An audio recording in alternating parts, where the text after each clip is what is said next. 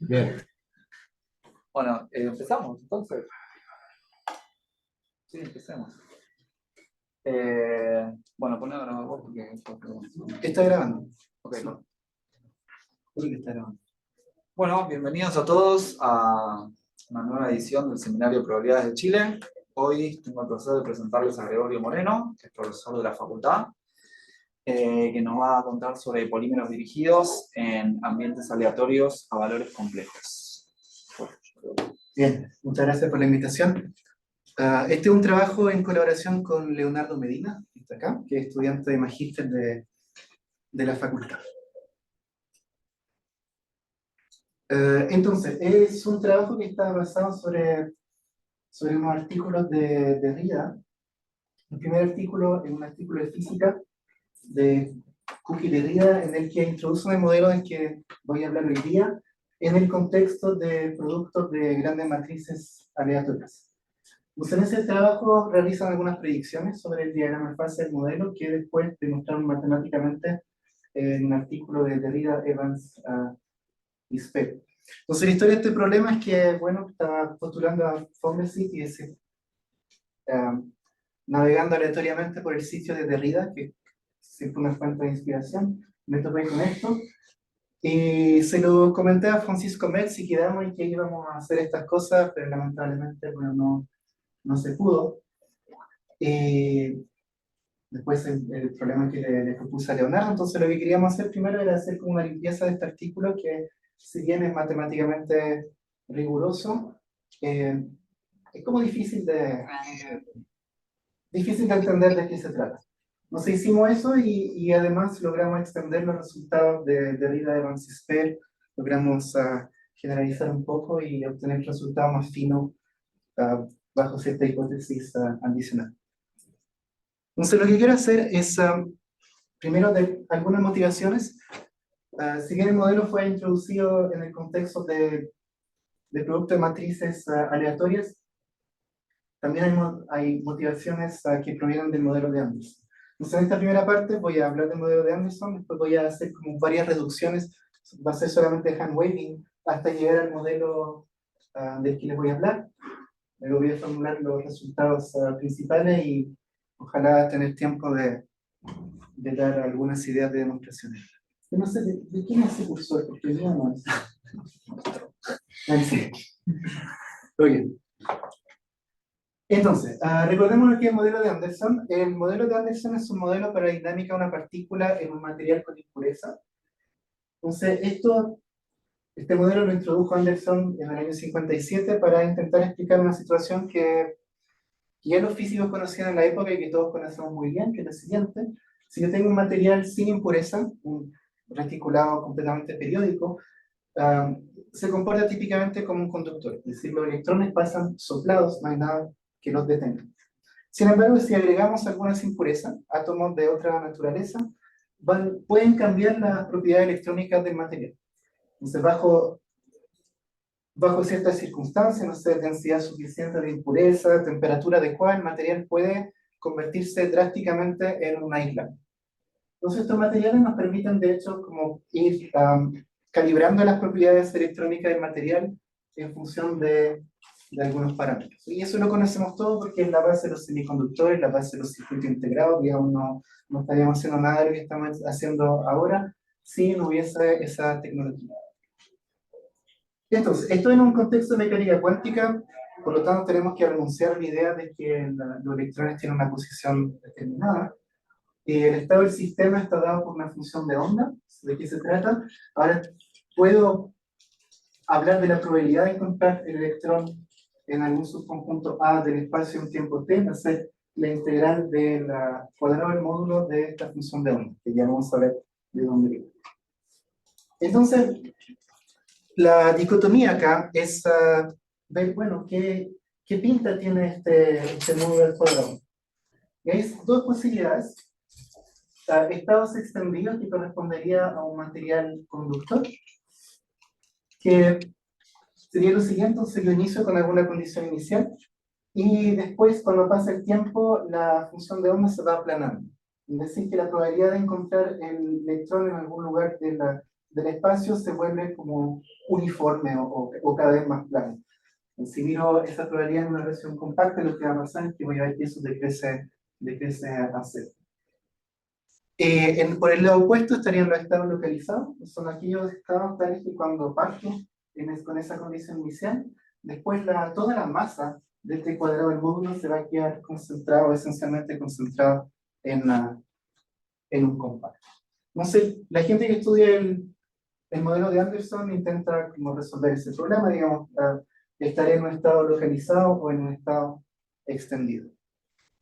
Si vamos al modelo en particular, pues el modelo Anderson discreto está codificado en un hamiltoniano que tiene dos partes. Una parte que correspondería a la partícula libre, a la energía cinética, que es simplemente el laplaciano discreto, y un potencial que modela estos átomos que a veces son de un tipo, a veces son de otro, y simplemente tomamos B como un operador de multiplicación por variables aleatorias independientes e idénticamente distribuidas. Entonces, teniendo este operador, la función de onda se puede calcular resolviendo la ecuación de Schrödinger, dice I por la derivada temporal de psi es igual a h actuando sobre psi con alguna condición inicial psi. Entonces eso se resuelve, que hay una solución abstracta que es simplemente tomar la exponencial compleja del operador h. Un detallito, el operador h, pues, al menos si el potencial toma valores reales y acotados, entonces el operador h es acotado a un adjunto, por lo tanto su exponencial compleja es un operador unitario. Lo que significa que si empezamos con una condición inicial que tiene norma L2 igual a 1, entonces se mantiene esta propiedad para siempre. Es decir, si parto con algo cuyo módulo al cuadrado es efectivamente una densidad de probabilidad, entonces mantiene siendo una densidad de probabilidad para siempre. Muy bien, entonces volvamos a esta interpretación del módulo al cuadrado y la probabilidad, la densidad de probabilidad de distribución del electrón. Así por si acaso estoy trabajando sobre L2 chico y ZD, así que esas integrales son realmente sumas discretas. Entonces el problema era localización versus deslocalización, ¿no? ¿Cuál es la asintótica, cómo se ve la forma de esta función de onda a medida que pasa el tiempo? Y en teoría espectral hay una equivalencia, digamos, a cómo, cuando queremos mostrar localización o delocalización, ¿qué propiedades del sistema queremos realmente mostrar? Y la respuesta está en los teoremas de Rage. Rage es el acrónimo de Joel, Amrain, Georgescu y Enz, que nos dicen que básicamente para contestar esa pregunta lo único que tenemos que hacer es determinar la naturaleza del espectro de H. El espectro puntual está relacionado con la localización, mientras que el espectro continuo, absolutamente continuo, está relacionado con delocalización. Entonces, para la parte de espectro puntual es fácil verlo, ¿no? Podemos ver el caso extremo en el que la condición inicial es una función propia del hamiltoniano. Entonces, bueno, por cálculo espectral, nomás esta sigue siendo una función propia de la exponencial compleja del hamiltoniano, pero ahora el valor propio del exponencial complejo de lambda, que es real, porque el operador está autoadjunto. Así que cuando calculamos este módulo al cuadrado, la fase desaparece. Y entonces, ¿qué le pasa a esa densidad de probabilidad? Absolutamente nada, se mantiene constantemente. Después, si estamos en el espectro, o sea, en una condición inicial que está en la parte del espacio que corresponde al espectro puntual, bueno, no se va a mantener idéntica esta densidad de probabilidad, pero no va a cambiar demasiado. La delocalización es más delicada porque se relaciona con el espectro absolutamente continuo, no hay digamos, una heurística así bonita para decir qué pasa. Y de hecho ahí está el problema mayor, ¿no? Ahora, hoy en día hay varias técnicas más o menos indirectas para demostrar espectro puntual, pero no hay ninguna técnica para demostrar espectro absolutamente continuo. Si bien esta dicotomía está más o menos entendida en la física a nivel matemático, no hay ninguna demostración de delocalización. Hay algunas para modelos relacionados, en particular para el modelo de Anderson sobre el árbol, pero sobre ZD, para el modelo original, no hay absolutamente nada. Entonces, la idea es formular un modelo simplificado como una integral de camino. Todo lo anterior o las técnicas anteriores, las técnicas estándar para estudiar el modelo de Anderson son técnicas espectrales. Bueno, cambié un poco el punto de vista y estudiamos integrales de camino. Entonces, vamos a simplificar el modelo hasta llegar a un integral de camino riguroso, que no tiene ningún problema de definición, que vamos a ver es un modelo de polímero en un ambiente aleatorio. Lo que vamos a hacer en lo siguiente, primero nos vamos a reducir a tiempo discreto. Ahí ya hay una pérdida, pero aún así el modelo a tiempo discreto es un modelo pertinente desde el punto de vista físico. Después nos vamos a reducir a camino dirigido, que vamos a tener una formulación integral de camino rigurosa. Después vamos a simplificar esas integrales. Y ahí va a ser mover las manos simplemente, algo que matemáticamente debería poder hacerse, pero debería ser también bastante complicado. Y después vamos a pasar a una aproximación de campo medio que nos da un modelo manejable, y ahí sí perdimos. Uno podría esperar de que este modelo de campo medio da cualitativamente las respuestas correctas, pero hay una pérdida notoria en estos casos. Entonces, recordemos que nuestro hamiltoniano consta de dos partes, la fracción discreto y un potencial. Entonces, cuando miro la exponencial compleja, cuando la exponencial compleja es una suma, como el L y el B no conmutan, desgraciadamente, esa exponencial compleja no se descompone como un producto, pero casi. Hay una cosa que se llama la fórmula de Trotter, que nos dice que puedo recuperar la exponencial compleja de la suma de la manera siguiente, ¿no? Iterando como un poquito de L, después un poquito de B, y así. Tomar exactamente ahí. Entonces, para pasar el tiempo discreto, lo que vamos a hacer es ignorar que este tiempo está reescalado con n, y simplemente fijarlo igual a un tiempo tau, y vamos a estar simplemente mirando iteraciones de operadores unitarios. Entonces, lo que vamos a mirar es este objeto acá. Esto es, bueno, esto sería la base canónica de L2, y esta cosa es lo que se conoce como el propagador.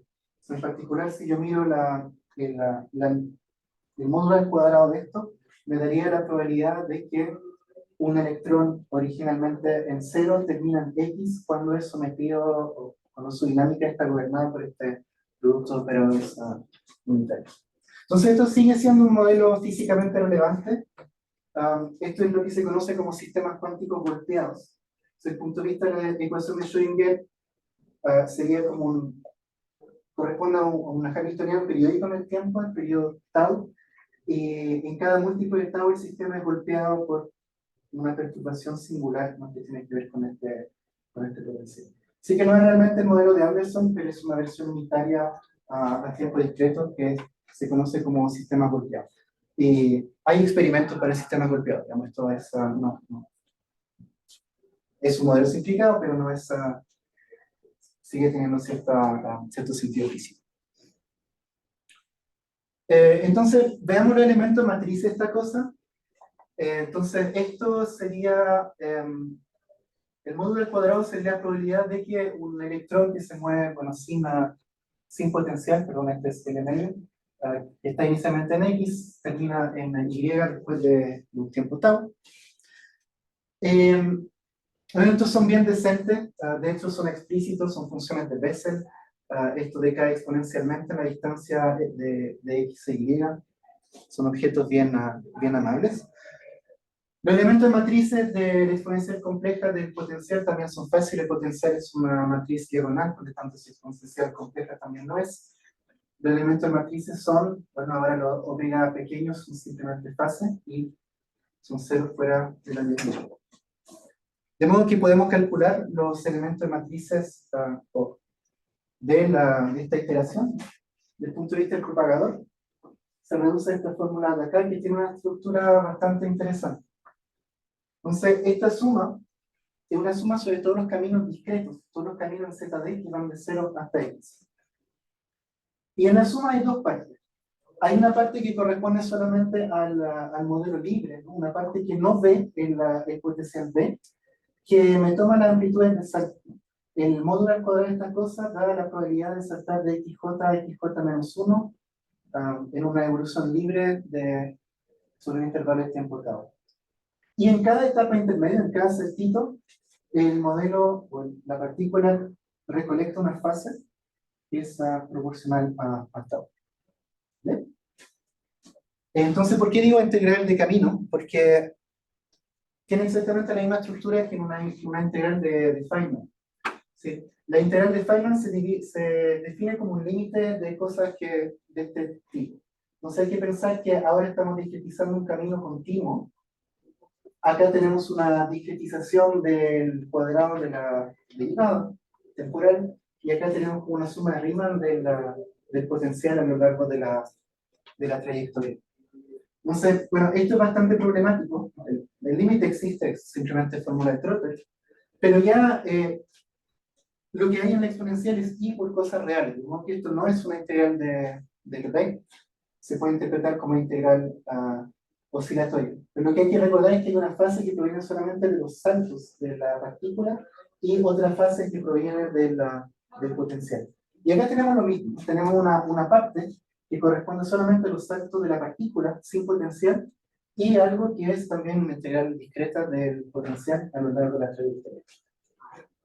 Ahora, estos elementos de matrices decaen exponencialmente rápido, de modo que esta es una suma absolutamente convergente. Esta no tiene ningún problema de definición, versus esta que es un poco problemática. Entonces, hasta acá tenemos el propagador de un sistema golpeado, que sería como un modelo de Anderson a tiempo discreto. Entonces, vemos la primera aproximación dolorosa. Si supongamos que estoy mirando el propagador de un sitio 0 a un sitio X lejano, quizás proporcional al tiempo. Entonces, la trayectoria no debería retroceder demasiado. ¿Por qué? Si la trayectoria retrocede, para volver a dirigirse hacia el punto final, va a tener que pagar un costo exponencial que está dado por estos asustados. Entonces, con gran probabilidad, los caminos deberían tener como puntos de quiebre. Es decir, puntos que, tal que al momento en que los cruzan, no se devuelve más. Y más aún, la trayectoria debería estar esencialmente contenida en ciertos conos, porque de nuevo, si me desvío demasiado, después tengo que pagar un costo exponencial para volver en el camino. ¿Vale? Entonces puedo mirar el camino como una escala gruesa y pensar que, bueno, me paseo solamente entre estos puntos de quiebre, y puedo imaginar que en cada instante o en cada salto el camino conecta una suerte de fase efectiva, ¿no? De modo que mi modelo se reduce en saltos que van como determinísticamente hacia la derecha, que se pueden mover en una dirección, en un semiplano transversal que tiene dimensión de -1, y que cada salto recolecta una fase efectiva que es independiente ahora tanto en tiempo como en espacio. O sea, hay una simplificación. Obviamente uno piensa que estos saltos son de tamaño 1, que no lo son, digamos, pero es una simplificación razonable. Esto para polímeros clásicos se puede hacer. Aproximar modelos como estirado por modelos dirigidos es difícil, pero se puede hacer. Entonces el modelo efectivo sería el siguiente. Ahora voy a mirar trayectorias que en cada instante se mueven, digamos, a la derecha un paso y que se mueven en la dirección transversal. Entonces, desde el punto de vista del desorden, esto sería como reindexarlo, ¿no? Por una componente que vamos a identificar como el tiempo. Desde el punto de vista del camino va a ser su posición en la dirección X, en dirección 1. Y ahora un X que está parametrizado con un Z de 10 menos 1, son variables aleatorias independientes en tiempo y en espacio.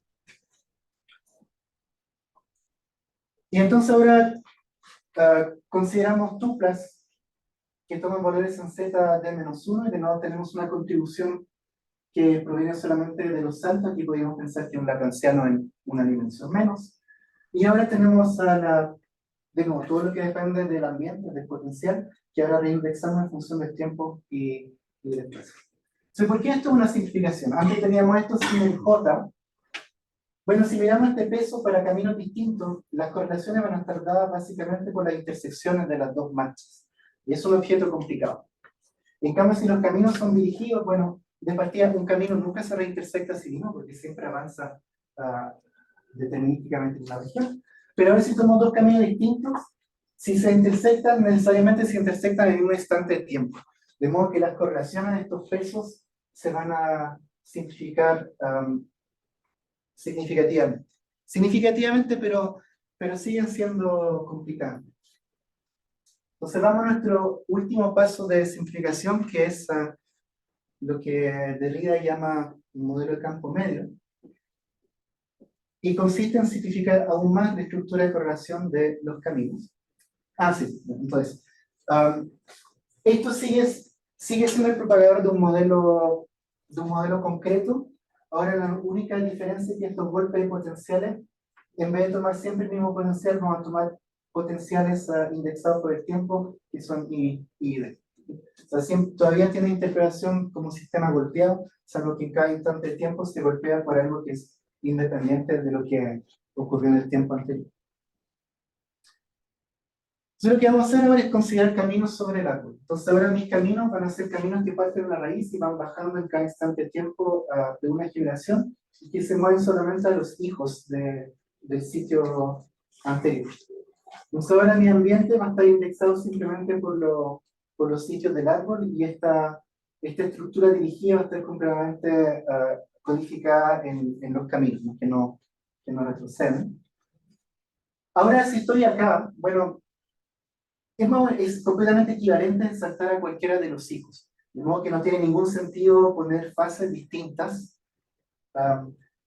Así que le vamos a poner una fase común a todos los saltos, y si vamos a poner una fase común, bueno, tenemos una fase igual a 1. La fase se factorizaría de todas maneras del propagante. Entonces, llamamos Sn los caminos dirigidos del árbol n sobre un árbol regular. Entonces, ¿qué son estos caminos? Bueno, en tiempo j están exactamente en la j-ª generación, y esto nos dice que saltan solamente a los hijos del sitio de xj-1, en este caso. Cada camino contribuye con una fase igual a 1, todos los caminos son equivalentes.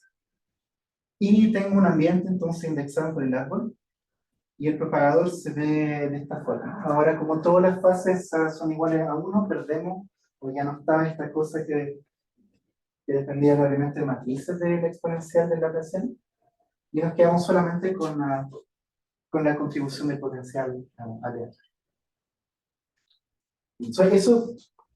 Eso es el modelo de polímero dirigido en ambiente a valores complejos. Entonces, esta misma aproximación se puede hacer en el caso de la ecuación del calor. La diferencia es que en vez de tener una i tau, acá vamos a tener un beta, simplemente un parámetro positivo que representa la temperatura inversa del sistema. Y bueno, obviamente factorizo o reescribo este producto exponencial como exponencial de una suma, y esto que está acá tiene interpretación de energía. Esto es la función de partición de una medida Gibbs sobre los caminos dirigidos, una medida aleatoria, porque depende de esta variable aleatoria. Esto es omega. Y esto es algo que está completamente estudiado. Su modelo soluble, se puede decir absolutamente todo respecto a este modelo, y se sabe que hay una transición de fase. Sí. Todavía me cuesta reconocerte con el pelo corto. No, sí. Si tú cambias el árbol por un Z2, ZD, sí, ¿se complica demasiado? ¿O eso ya no es? ¿Por qué? ¿Tienes luz? Sí, claro. Sí, no. O sea, tú dices, ¿antes de hacerlo dirigido o cuando ya es dirigido? No, dirigido, pero en ZD. No, yo creo que podrías decir cosas para tau pequeño. Podrías decir cosas muy, muy, muy parciales. No, es significativo. Pero digamos, sería una mejor aproximación. Sería una mejor aproximación. Exactamente. Sí, tenía otra pregunta respecto a lo que te va a interesar va a ser la función de partición. Sí, aleatoria. sí, la función de partición. ¿Y por qué, cuál es el espíritu de por qué la función de partición y no, por ejemplo, como la probabilidad misma? Bueno, porque esas probabilidades son todas iguales a 1. Es una... Sí. Sí, pero la probabilidad condicional no. ¿Condicional a qué? O sea, porque a tu W que cogiste, ¿no? Sí. O sea, tendría sentido mirar la probabilidad de estar en una la probabilidad, dado que tomáis dos independientes, ¿cuál es la intersección? Ah, la sí, intersección? sí, eso se podría mirar. Sí, voy a comentar hacia el final algo que se puede hacer, que debería poder hacerse fijándose en el camino, en los caminos. Sí, son preguntas. Ok, entonces en este modelo hay una transición de fase que se puede caracterizar exactamente. Entonces, ¿qué pasa? Que cuando la energía de los caminos van a ser muy distinta una de otra. Pero si beta es pequeño, entonces, bueno, el beta por h no va a ser muy distinto. Es decir, que todos los caminos van a contribuir de una manera más o menos igualitaria a la función de partición. Más o menos. Sin embargo, cuando beta es grande, entonces el exponencial de beta por el camino de máxima energía va a ser muchísimo mayor a la exponencial de la energía de caminos que no tienen una energía tan grande. De modo que uno puede esperar que toda esta masa está concentrada en el camino de mayor energía o en algunos caminos de mayor energía.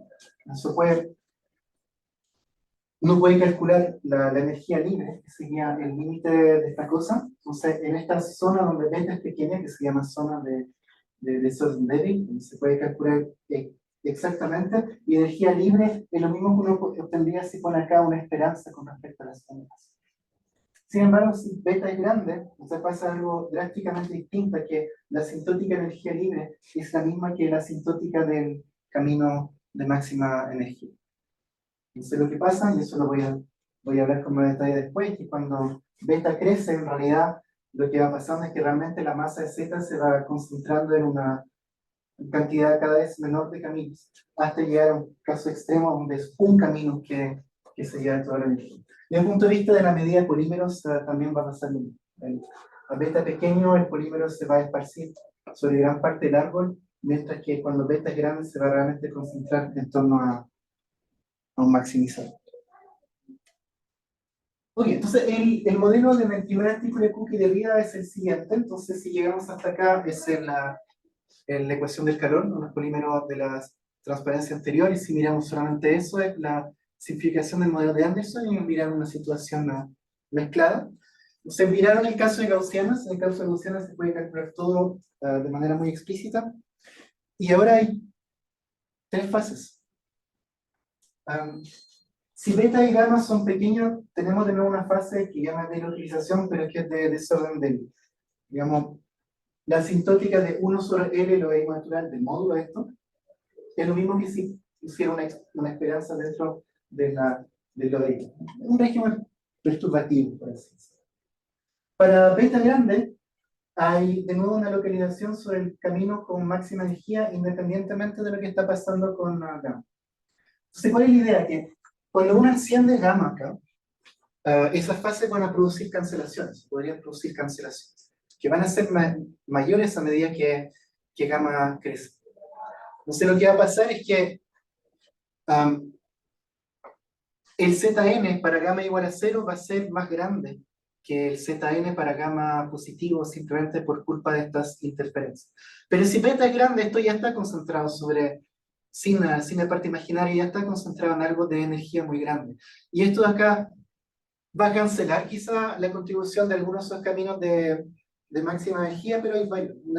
En el árbol, una vez que tengo un camino de energía muy alta, si lo modifico un poquito hacia el final, voy a seguir teniendo caminos de energía muy grandes. Así que las cancelaciones, mientras sobreviva un camino con energía muy grande, ya voy a tener concentración. Una pregunta, pero súper, no entiendo bien, pero es solo del lado físico. Como que mi lógica física es que mientras más baja la temperatura, más voy a ver efectos cuánticos. Pero aquí como que estáis diciendo lo contrario, en este modelo, como a temperatura alta, en realidad la parte de I no importa. ¿Hay algo que haga sentido la pregunta?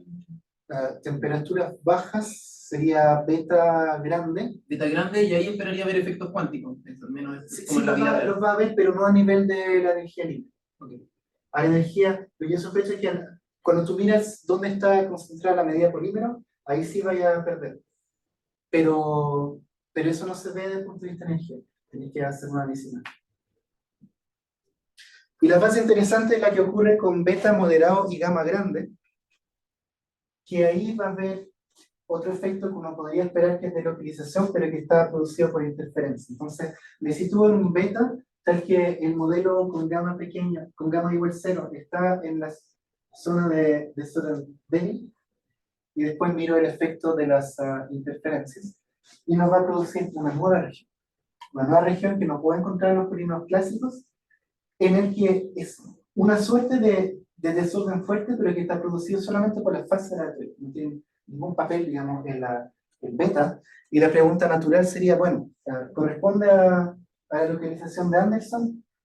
Al menos de la forma en que llegamos a este modelo debería ser la localización de Anderson. Y eso abriría como el camino a estudiar de manera un poco más geométrica. Ya voy a comentar eso más adelante. Entonces, en el caso de Gaussian, el diagrama de fase será así. Entonces, la región 1 es la región de Soden-Daly, la región 2 es la región de concentración sobre el camino de máxima energía, y la región 3 es la región 9. Entonces, esto les decía, si beta y gamma no son muy grandes, nos mantenemos en una zona de desorden Daly. Y ahora lo interesante ocurre cuando vemos la dependencia en gamma. Entonces, cuando gamma es igual a 0, estamos sobre esta línea y tenemos el polímero clásico, que está acá en una zona de desorden débil y después en una zona de desorden fuerte. Entonces, cuando encendemos gamma, nos vamos moviendo en esta dirección. Y vemos que la región de desorden fuerte, la región R2, tiene en realidad dos partes que son distintas en cierto punto de vista. Esta parte que corresponde a la región de desorden débil para el modelo con gamma igual 0. Y bueno, si enciendo el gamma no pasa nada a nivel de la energía libre. Y acá hay una zona curiosa. O sea, miremos los valores de la energía libre. Si cuando estoy en la zona 1, en el desorden débil, tengo algo que es monótono decreciente en gamma, hasta que toco en esta región, y de ahí en adelante la energía libre ya no depende de gamma. Me seguía pegada en un valor que depende solamente de beta. Entonces, en toda la región 2 es proporcional a beta. Y es un fuerte indicio de que la función de partición está concentrada sobre el camino a máxima energía. Si estoy concentrado sobre el camino a máxima energía, entonces mi energía libre va a ser proporcional a beta, no hay nada que hacer. Y acá pasa algo nuevo. ¿Sí? Cuando tocamos esto de acá, bueno, se pierde la dependencia en gamma, lo vamos a ver bastante explícitamente que así es, pero permanecemos en una zona donde la energía libre es cuadrática en beta, y eso también es fuerte indicio de que no es una linearización sobre caminos de máxima energía. Pasa algo distinto. Entonces, volviendo a esta región 2, si yo fijo gamma, lo que voy a ver acá es un diagrama de fase que es idéntico al diagrama de fase con gamma igual 0, pero en el que tengo un beta crítico efectivo que es menor. Eso. Entonces, le adelanto de que cuando en nuestro resultado, que va a tener que ver con los valores de energía libre, hay una parte que es más compleja en la demostración. Uno podría esperar que es esta zona nueva, pero la verdad es que no, eso no es tan difícil. Lo complejo es esta parte. Es pasar de un modelo que está deslocalizado en gamma igual 0 a un modelo que está localizado. Esa es la parte que causa problemas. ¿Qué más le puedo decir respecto de esto? Disculpa, ¿qué es B? B es la ramificación de la T. Ahí sí, ahí, en el dibujo donde dice B tiene que decir block B. Bueno. Sí, entonces algo importante que va a aparecer después. Entonces, el modelo acá con temperatura inversa beta está en la zona de Soden-Daly. Resulta que esta recta está justo a la mitad de esta distancia, y por lo tanto en esta región el modelo con gamma igual 0, con temperatura inversa beta está en Soden-Daly, pero con temperatura inversa igual 2 beta también está en Soden-Daly. Eso va a tener una cierta importancia. Entonces, vamos al modelo general. Ahora ya no vamos a escribir esta cosa como exponencial de beta omega más fácil, sino que vamos a tomar variable aleatoria a valores complejos. Y ese es el propagador o función de partición. Y nos vamos a interesar en una suerte de energía libre. Aquí hay que...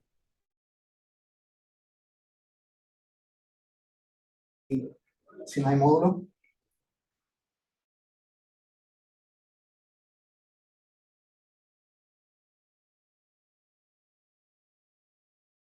Es decir, Para todo epsilon mayor que 0 puedo encontrar un delta tal que la probabilidad de bolas es uniformemente pequeña en Z. Y finalmente introducimos una función G, que es como una función generadora de momentos que vamos a usar en la formulación del resultado principal. Entonces el resultado principal tiene que ver sobre el diagrama de fase modelo, entonces es una extensión del resultado de Derrida de Van Spel, que les voy a comentar qué mejoramos. Entonces, el límite, quizás lo voy a escribir para tenerlo guardado. Entonces, el límite que miramos es este.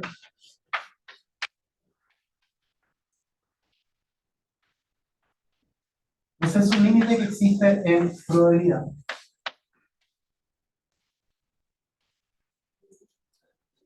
Puede tomar tres valores posibles. Entonces hay una región, la región R1, que es la región del Soranderi, que está caracterizada por ciertas propiedades de la función G, que es esa de ahí. Y en ese caso la energía libre la calculamos y nos da el valor que está ahí. Ya voy a comentar al respecto de eso. La región R2, que es la región de desorden fuerte con concentración en la zona sobre el camino máximo de energía, tiene dos partes. Hay una parte que está caracterizada por el minimizador de la función G es menor que 1, y otra parte en la que este minimizador está entre 1 y 2, más otras condiciones, y en este caso la energía libre toma un valor distinto. Si recordemos el diagrama de fase, sé que acá no hay beta y gamma en principio, ¿no? pero pensemos que están implícitos.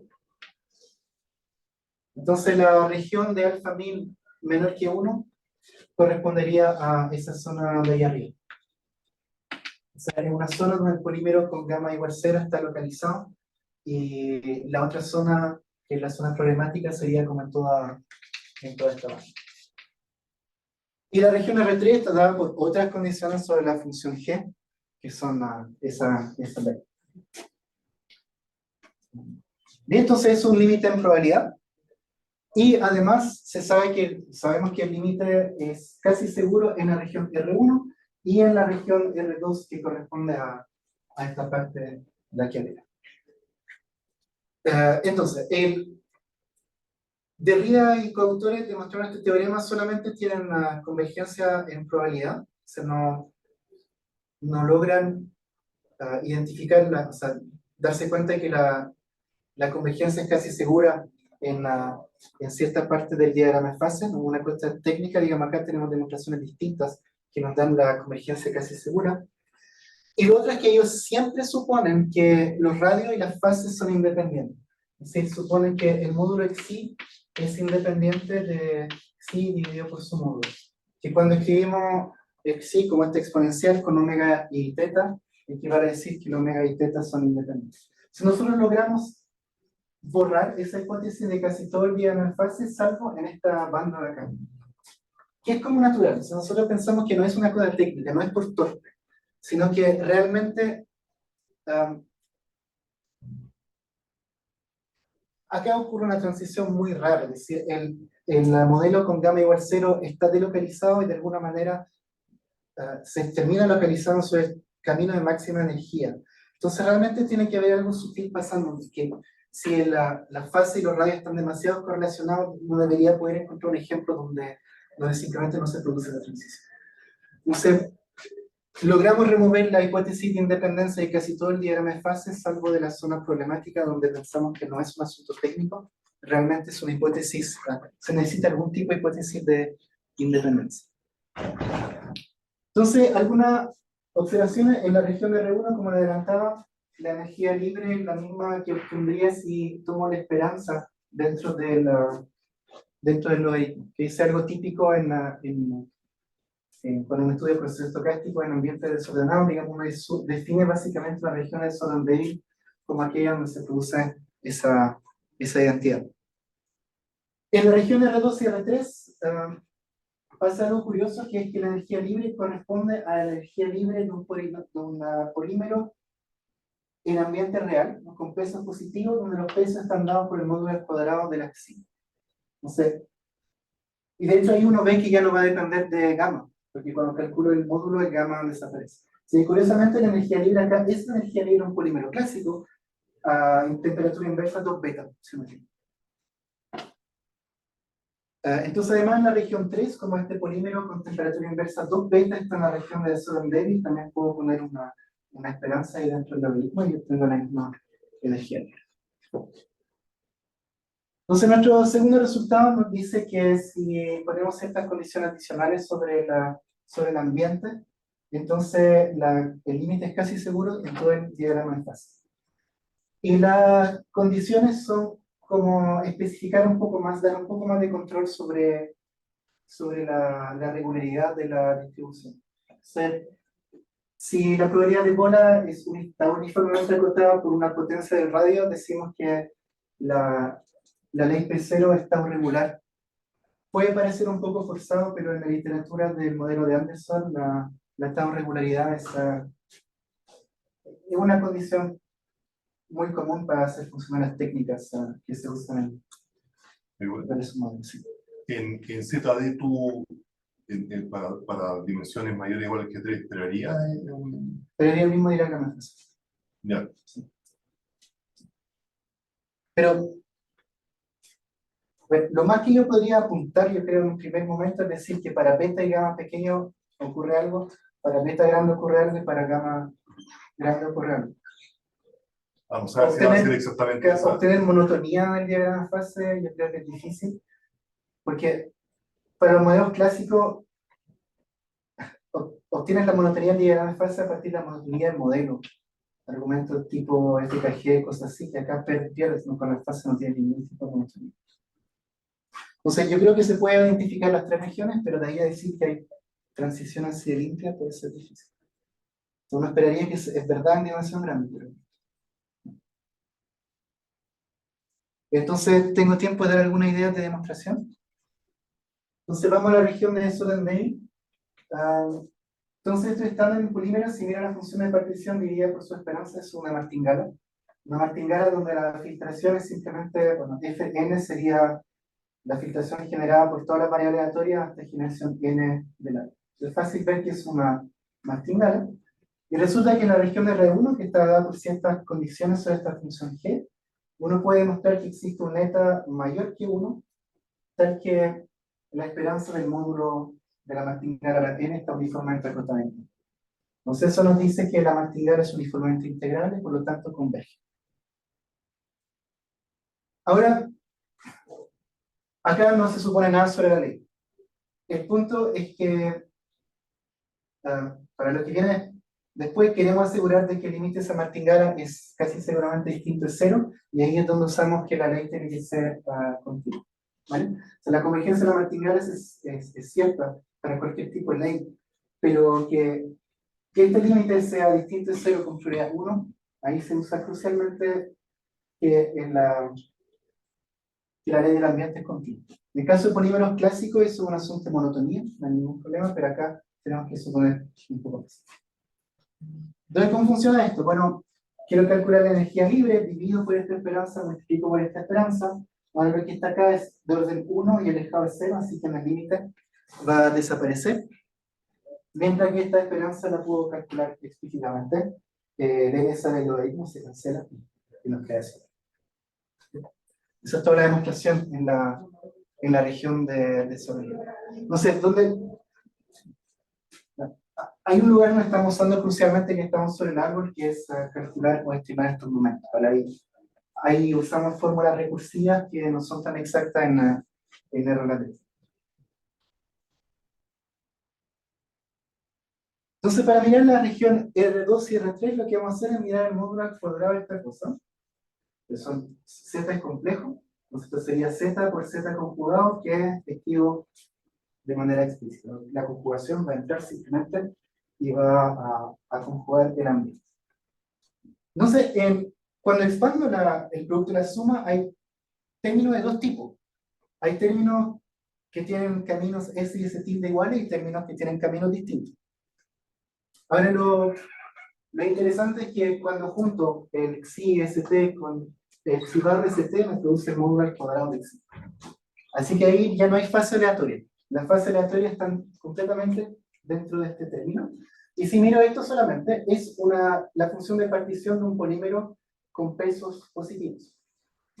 Es una función de partición con algún error. Entonces, si escribimos el ambiente, de nuevo, con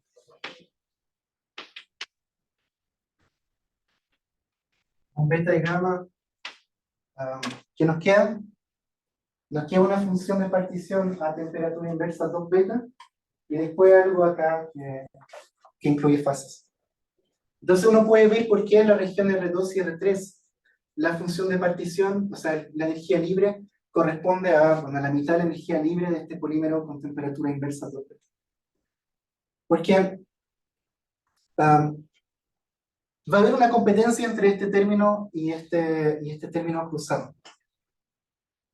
¿Qué va a pasar cuando gamma crece? Que van a haber más y más interferencia acá que van a como empezar a causarle agujero a esta suma.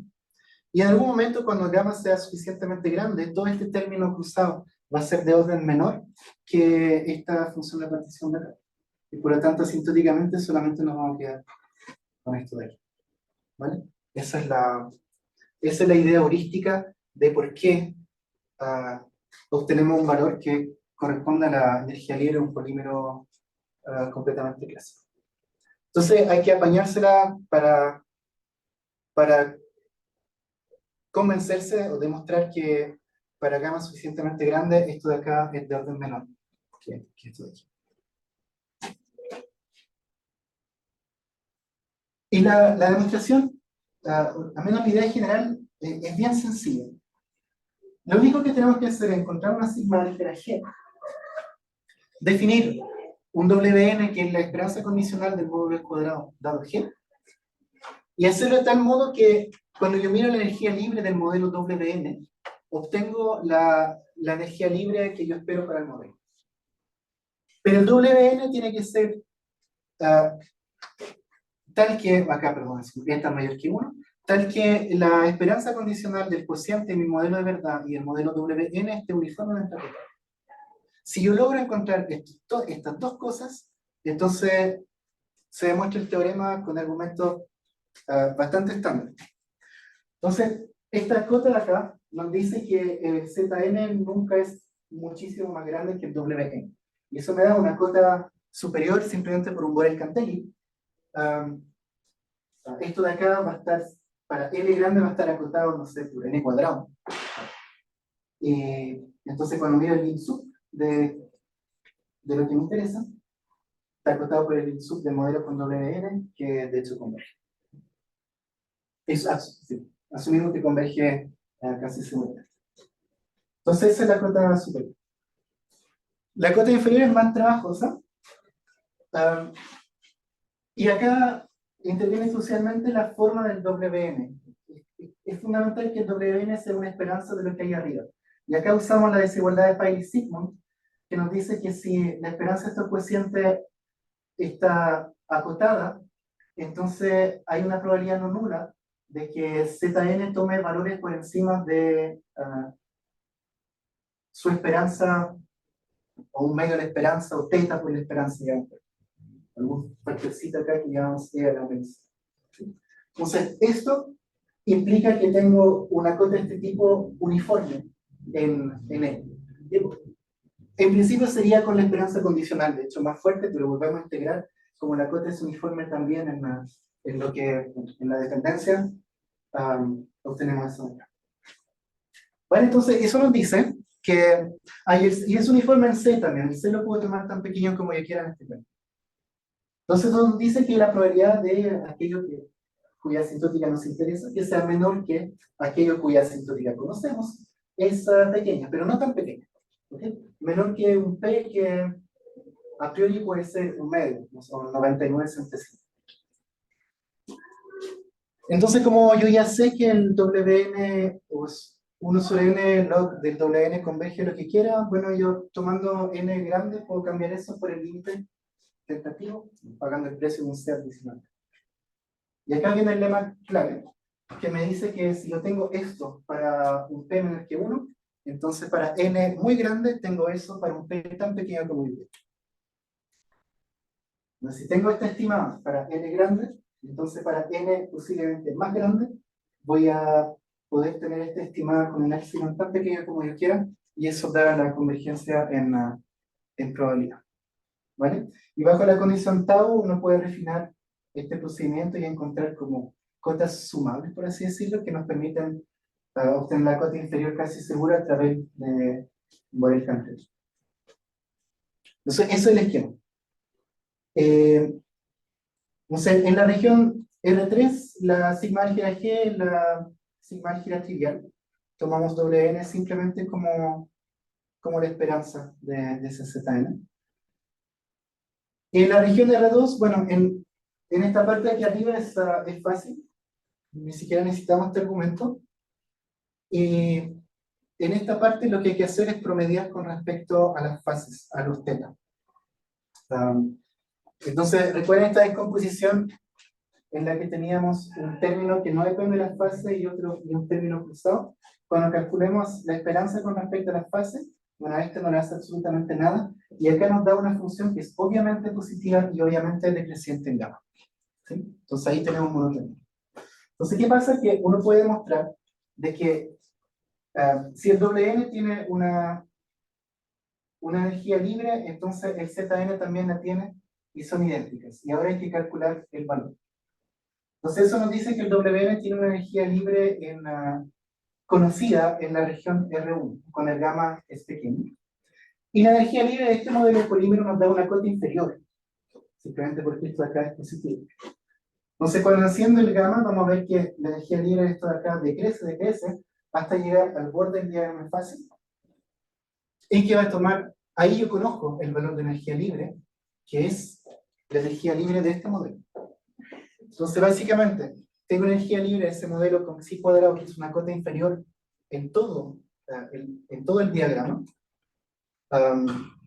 Y cuando gamma se mueva y se acerque acá, voy a llegar arbitrariamente cerca de esa cota inferior y ya está. Es un argumento de monotonía.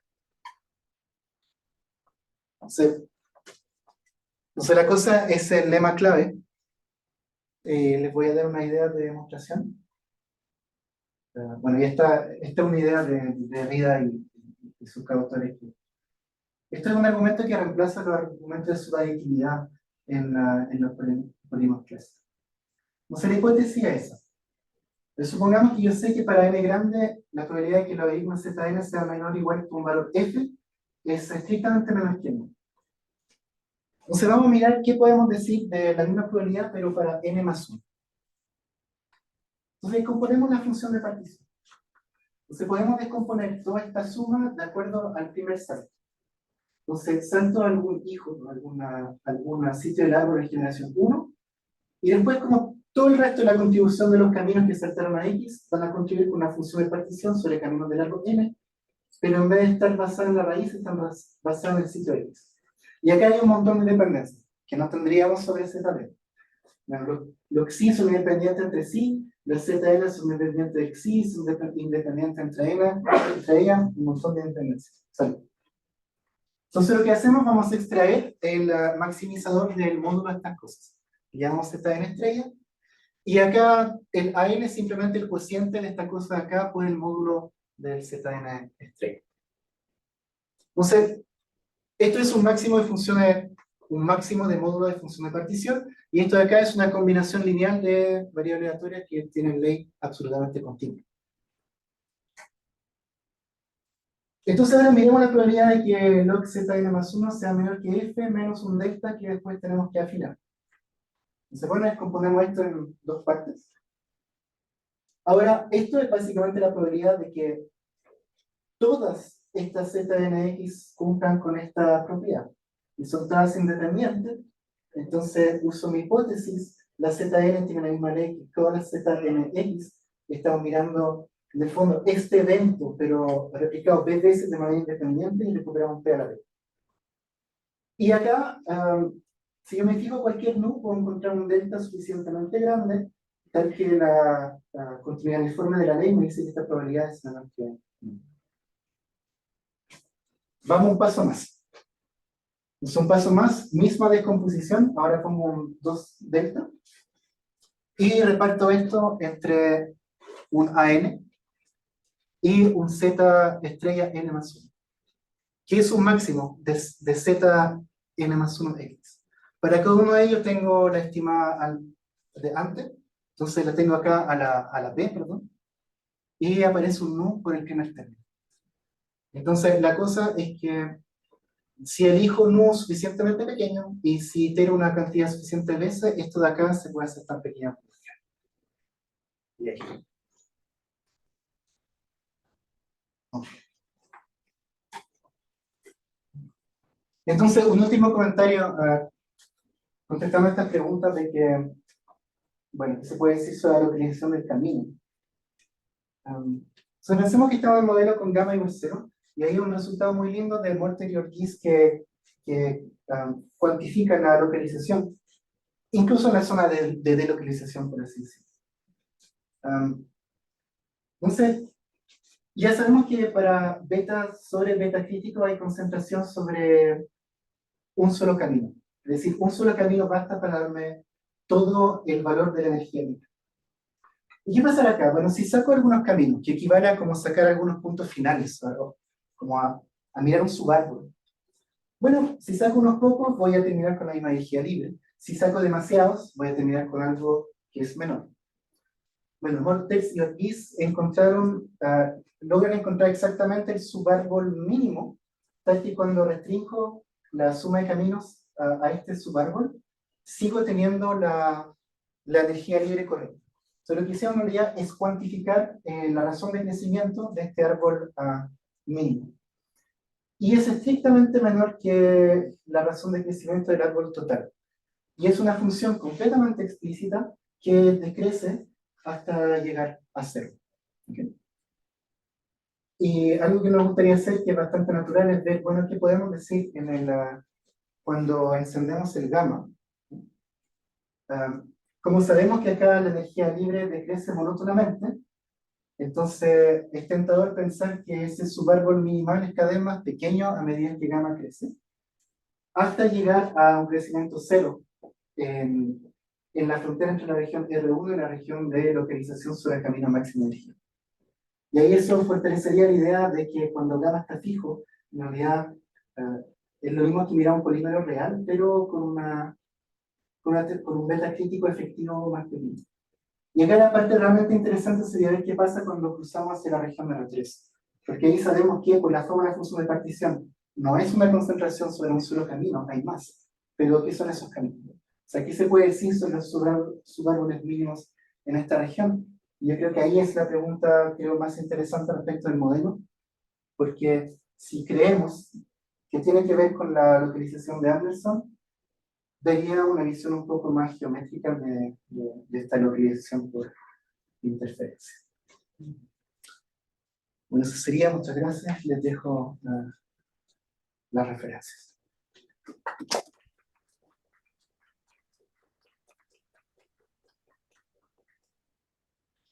¿Más preguntas?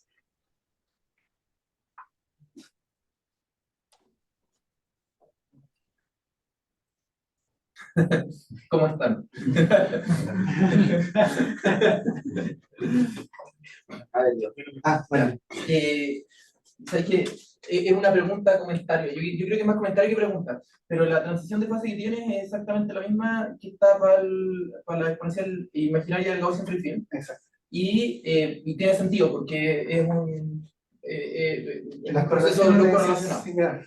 Sin embargo, con el Gaussian free field también tenéis lo mismo cuando tenéis un puro Gaussian free field. O sea, si tus dos variables, en vez de ser independientes, son exactamente iguales. O sea, como un modelo de temperatura compleja. Claro, el Sí. modelo de temperatura compleja. Uno puede hacer lo mismo acá, o sea, por ejemplo, porque hay correlación, no estáis correlacionando. Sí. O sea, ¿ese caso simplifica algo? ¿O? Fallaría acá, porque ahí tendría una correlación como completa entre... Sí. Pero la línea funciona, o sea, sigue siendo la misma. Sí. No veo por qué no. Ahí tendrías que suponer que la ley del módulo es absolutamente continua y debería funcionar. Cuidado con los bordes, cuidado con estos bordes que...